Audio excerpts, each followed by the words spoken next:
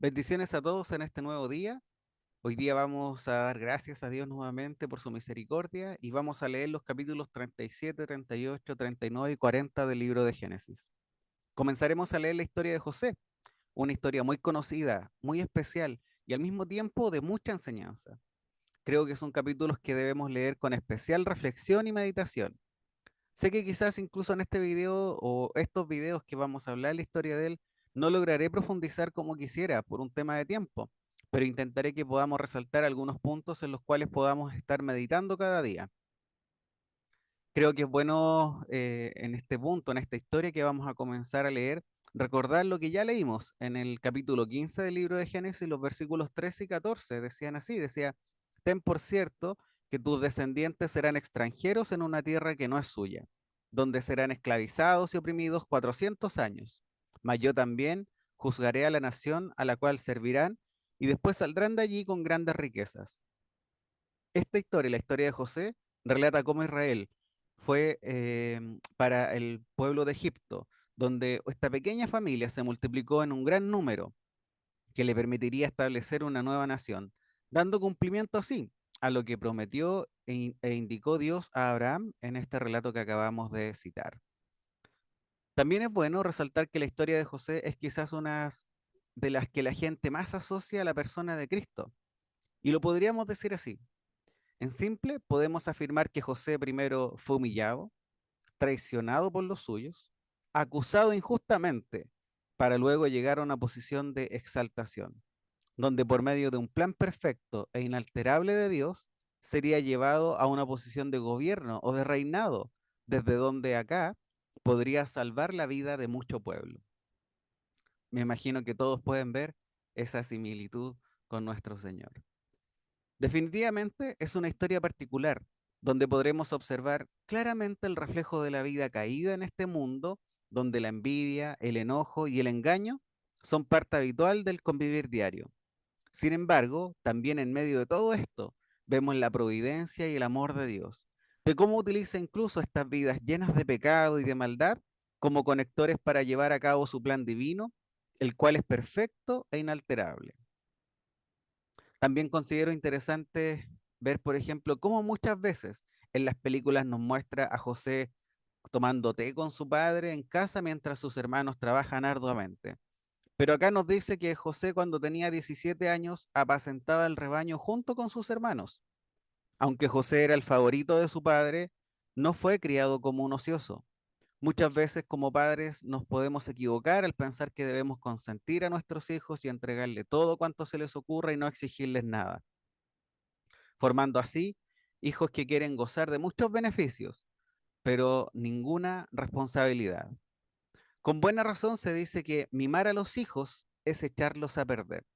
Y me gustó mucho un comentario de Matthew Henry que dice que los que han sido educados para no hacer nada, es probable que sean muy buenos para nada. Dios dio tempranamente a José la perspectiva de su progreso para poder sostenerlo y consolarlo en sus largos y dolorosos problemas. Dios entregó sueños, no uno, sino dos sueños diferentes, con los que afirma a José en una posición donde lo va a colocar a futuro. Quizás estos sueños fueron de consuelo para José en medio de este doloroso caminar. Sus hermanos interpretaron correctamente el sueño de José, pero el problema estuvo en que ellos aborrecieron la interpretación. Aunque hicieron de todo para que los sueños de José no se cumplieran, en realidad fueron los instrumentos para su cumplimiento.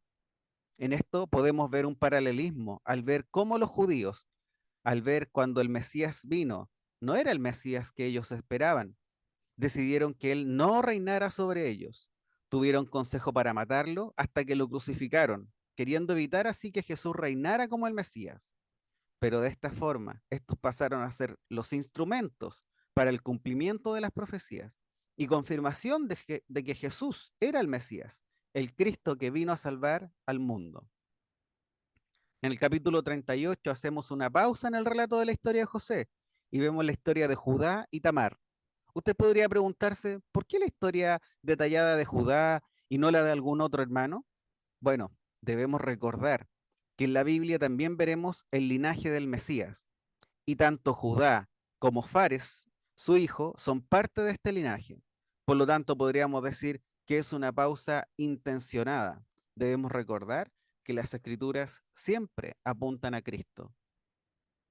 En el capítulo 39, volvemos al relato de la historia de José. Vemos cómo este relato insiste en una verdad. El Señor estaba con José. En el relato de la historia con José, que leemos en el capítulo 39, respecto a esta conocida historia con la esposa de Potifar, tenemos al menos un par de lecciones prácticas para nuestra vida.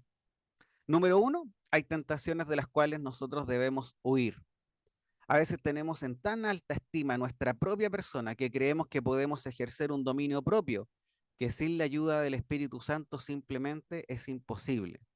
Y es acá donde debemos comprender que algunos placeres que el mundo ofrece, siempre la mejor solución va a ser huir.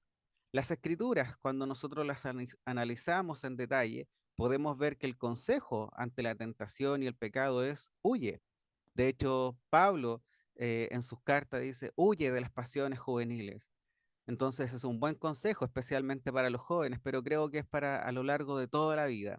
De hecho, me gusta mucho que en un libro deuterocanónico llamado Eclesiástico dice, huye del pecado como de una serpiente, pues si te acercas, te morderá. Así que debemos considerar que ante el pecado, ante la tentación, una buena solución siempre será huir. Número dos, nuestros pecados se podrían ocultar al hombre, pero jamás a Dios. José era muy consciente de que quizás podría haberse acostado con la mujer de Potifar y su amo jamás se habría enterado. Sin embargo, José lo tenía muy claro. Él dice, ¿cómo entonces iba yo a hacer esta gran maldad y pecar contra Dios? Este mundo te dice cosas como, hazlo, nadie se va a enterar. Ah, total, todos hacen lo mismo. Pero nosotros debemos ser conscientes de la omnipresencia de Dios y de la vida de santidad a la que somos llamados. Y cuando el pecado y las tentaciones de este mundo toquen nuestra puerta, nosotros tener esa frase en nuestra mente y en nuestro corazón, la misma que dijo José, ¿cómo puedo yo hacer esta gran maldad y pecar contra Dios? Luego vemos cómo José es enviado a la cárcel por la mentira de la esposa de Potifar, pero el Señor sigue estando con él y lo prospera en todo lo que él hace. Una nueva lección práctica para nuestras vidas. No importa el contexto, no importa el lugar donde estemos, esclavo o preso José, en el peor contexto en el cual podía estar, el peor escenario, pero el Señor estaba con él. Yo no sé en qué posición estás hoy día, no sé lo que estás viviendo hoy día, pero debes tener fe. Puedes estar en una buena posición o en una posición desfavorable. Puedes tener un muy buen trabajo o un no tan buen trabajo, pero debes tener fe, debes confiar en el Señor. ¿Por qué? Porque Él es soberano y tiene control sobre todas las cosas. Por lo tanto, te aseguro que es el Señor quien te tiene hoy en ese lugar. Hay un propósito detrás de esto, porque Él está trabajando en nosotros. Lo que realmente importa es que el Señor está con nosotros. Soy de los que piensa que vivir situaciones que parecieran ser muy adversas son realmente las que más nos fortalecen. Esos lugares donde tengo que compartir con gente difícil o que no me agrada, es porque el Señor está trabajando en mi carácter y me muestra finalmente lo que está aún en mi corazón, lo cual solamente me hace anhelar que Él debe seguir limpiando mi corazón para poder realmente reflejar a Cristo en mi vida, para poder llegar al punto de mirar a otros con el amor, con la gracia y el perdón que Él me mira a mí. Para finalizar hoy día, en el capítulo 40, veremos que el don de Dios que ha dado a José de interpretar los sueños, en realidad Él mismo nos dice, ¿acaso no pertenecen a Dios las interpretaciones? Esto no tiene que ver con José, es un don de Dios el poder interpretar los sueños en la vida de José. Y quizás una última lección práctica que vamos a poder meditar y analizar hoy es que si coloca atención, el panadero dice que preguntó sobre la interpretación del sueño a José porque la interpretación al copero había sido favorable o para bien según la versión que usted esté leyendo. Esto muchas veces nos pasa. Vemos situaciones que ocurren a nuestro alrededor y creemos que si repetimos los patrones debemos tener los mismos resultados. De hecho, la psicología a través de los muy de moda coaching, eso es lo que ofrecen una repetición de patrones de a gente que le ha ido bien y que piensan que si siguen y repiten estos pasos van a obtener los mismos resultados. Pero nosotros debemos tener claridad que esto no es así, que los resultados están sujetos a los planes de Dios.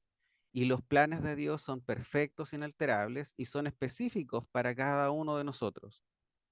Cada uno tiene su propio destino, cada uno tiene su propio plan. Y el propósito y el plan ha sido trazado por Dios. Él es quien tiene el control de todas las cosas.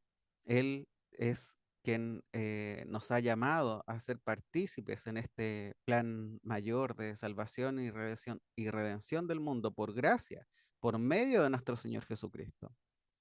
Y es ahí donde nosotros debemos tener nuestra fe, nuestra confianza en los propósitos y los planes que Dios tiene para nosotros.